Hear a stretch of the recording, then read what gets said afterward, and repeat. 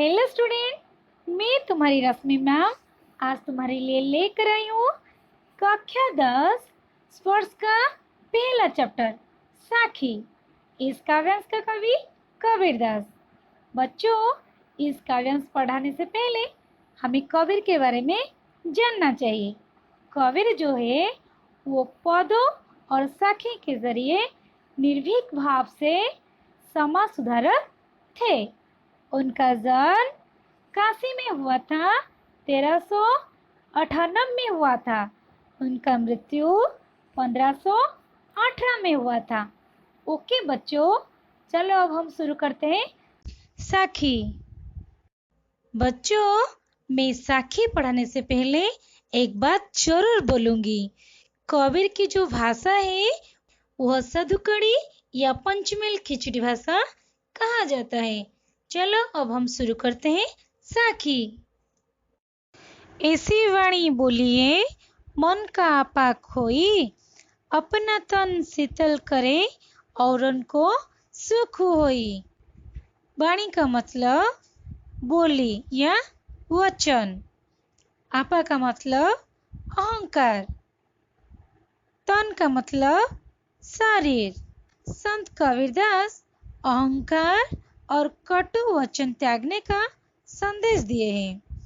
कवि कहते हैं कि लोगों को अपने मन का अहंकार त्याग कर ऐसे मधुर वचन बोलना चाहिए जिससे उनका अपना शरीर शांत और प्रसन्न हो जाए और तुम्हारा शीतल वचन सुनकर सुनने वालों को भी उससे शांति और सुख प्राप्त हो जाए।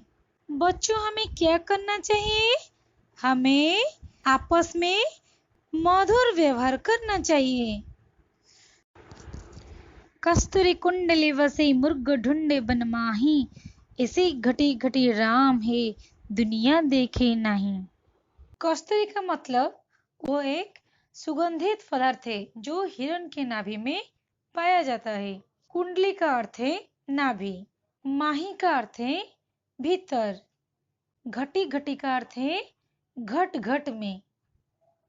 कबीरदास कहते कि जिस प्रकार कस्तूरी नामक सुगंधित पदार्थ हिरण की अपनी नाभि में होता है। कस्तूरी कहाँ होता है बच्चों? कस्तूरी हिरण की नाभि में होता है, किंतु वह उसकी सुगंध महसूस करके उसे पाने के लिए बन बन में भटक रही है। वो परेशान हो जाती है, वो सुगंधित कस्तूरी कहाँ पर है। ठीक उसी प्रकार ईश्वर भी सृष्टि के कण कण में तथा सभी प्राणियों के हृदय में निवास करते हैं, किंतु संसार में रहने वाले लोग अज्ञानतावश उसे देख नहीं पा रहे हैं। वो परेशान होकर इधर उधर ढूंढते रहते हैं भगवान कहाँ पर है। वो इस मंदिर को जा रहे, वो उस मंदिर को जा रहे, मंदिर मंदिर वो भटकते रहते भगवान को पाने के लिए, मगर उन्हें मालूम नहीं है प्रति मनुष्य के अंदर भगवान बसे हैं। इसलिए हमें ईश्वर को बाहर ना ढूंढकर अपने भीतर ही खोजना चाहिए। जब मैं था तब हरि नहीं, अब हरि है मैं नहीं। सब अंधियारा मिट गया जब दीपक देखा माही। यहाँ पे मैं का अर्थ मनुष्य का अहंकार, देखा का अर्थ देखना, माही का अर्थ अंदर। इस पंक्ति में कबीरदास कहते हैं कि जिस समय मेरे अंदर मैं यानी कि अहंकार भरा हुआ था, उस समय मुझे ईश्वर नहीं मिल पा रहे थे। अब जब मुझे ईश्वर के दर्शन हो गए हैं, मेरे भीतर मैं रूपी अहंकार समाप्त हो गया है। जैसे ही मैंने उस ज्योति स्वरूप ज्ञान रूपी दीपक को मन में देखा तो मेरा सारा अज्ञान रूपी अंधकार समाप्त हो गया तथा मुझे इस सत्य का दर्शन हो गया है। अहंकार ही ईश्वर का शत्रु और घोर विरोधी है। बच्चों, ईश्वर का सबसे बड़ा शत्रु अहंकार होता है। सुखिया सब संसार है, खाए और सोए।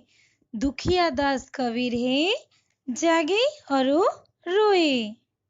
सुखिया का मतलब सुखी, औरों का मतलब और, सोए का मतलब सोना, दास का मतलब सेवक या भक्त। कभी मौज मस्ती में डूबे रहने वाले लोग की तुलना चिंतनशील व्यक्तियों से करते हुए कहते हैं कि इस संसार में ऐसे व्यक्ति हैं जो केवल खाते हैं, पीते हैं और सो जाते हैं, मगर किसी भी कार्य नहीं करते हैं। अपने जीवन को सबसे सुखी मानकर खुश रहते हैं।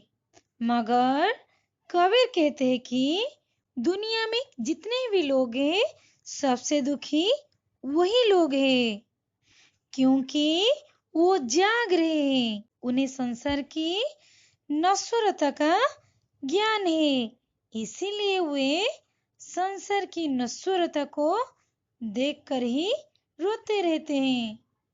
वो जो व्यक्ति भौतिक सुख के पीछे भागने वाले वो लोग हैं जो संसार की नश्वरता से अनजान रहते हैं। बिरह भुवंगम तन वसई, मंत्र न लागे कोई।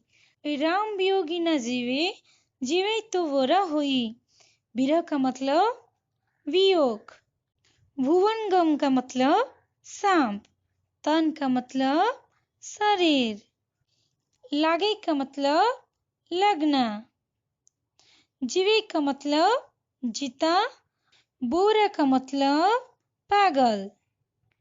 कवि कहते हैं जिन व्यक्तियों के शरीर में भगवान श्री राम यानी कि परमात्मा का विरह रूपी सांप बस जाता है, उनके बचने की कोई आशा, कोई उपाय शेष नहीं रहता। वो ईश्वर के वियोग के बिना जीवित नहीं रह पाएगा, और यदि किसी कारण वो जीवित भी रह गया तो परमात्मा को पाने के लिए वो पागलों की तरह जीवित व्यतीत करता है। परमात्मा से मिलना उनका एकमात्र लक्ष्य है। निंदक नेड़ा रखिए, आंगन कुटी बधाई।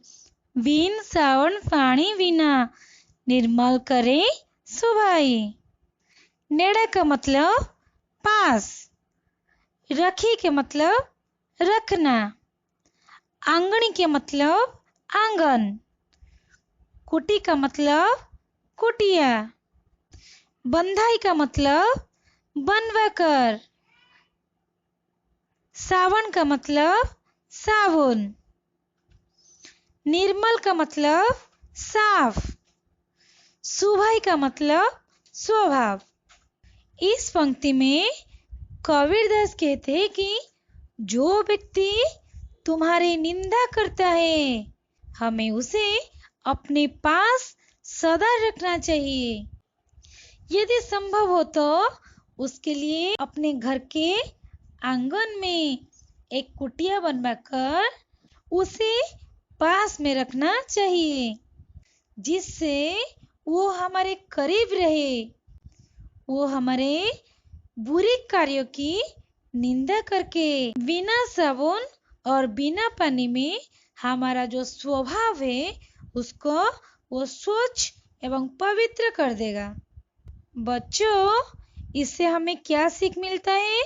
हमें इसमें से यह शिक्षा मिलता है कि जो हमारा निंदा करता है वह निंदा करके हमें आत्म सुधार करने का अवसर प्रदान करता है।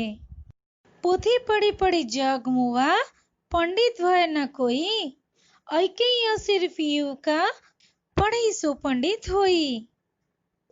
पोथी का मतलब धार्मिक पुस्तक, मुआ का मतलब मर जाना, ऐके का मतलब एक ही है, असिर का मतलब अक्षर, पीयू का मतलब प्रियतम यहाँ पे प्रियतम कौन है?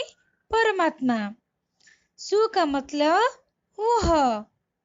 इस पंक्ति में कबीर कहते हैं कि इस संसार में लोग धार्मिक पुस्तक पढ़ पढ़ कर मर ही जाते हैं, परंतु कोई भी ज्ञानी नहीं बन सका है। इसके विपरीत जो मनुष्य प्रियतम यानी कि परमात्मा या ब्रह्मा के प्रेम से संबंधित एक ही अक्षर जान लेता है, वो सच्चा ज्ञानी या पंडित कहलाता है। बच्चों, इस पंक्ति से क्या पता लगता है? इस पंक्ति से यह पता लगता है कि जितना भी धार्मिक ग्रंथ पढ़ लो, मगर तुम कभी ज्ञानी नहीं बन सकोगे। मगर जब तुम परमात्मा को जान जाओगे, तब तुम सच्चा ज्ञानी हो जाओगे। हम घर जलिए अपना, लिया मुराड़ा हाथी, अब घर जले उतास का, जे चले हमारे साथी।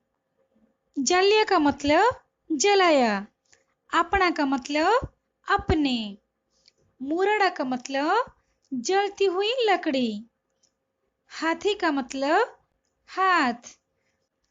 कबीरदास इस पंक्ति में कहते हैं कि मैं तो विरह और ईश्वर भक्ति से जलती हुई मशाल को हाथ में लेकर अपने घर को मैं जला दिया हूँ, अर्थात मैंने भक्ति में भरकर अपनी सांसारिक विषय वासना को पूरी तरह से नष्ट कर दिया हूँ। जो भक्त मेरे साथ भक्ति के मार्ग में जाने को तैयार है ना, मैं उनका सांसारिक विषय वासना को घर की भांति जला डालूंगा और उनके हृदय में ईश्वर के जो प्रति प्रेम भावना है, उनके मन में जगा दूंगा।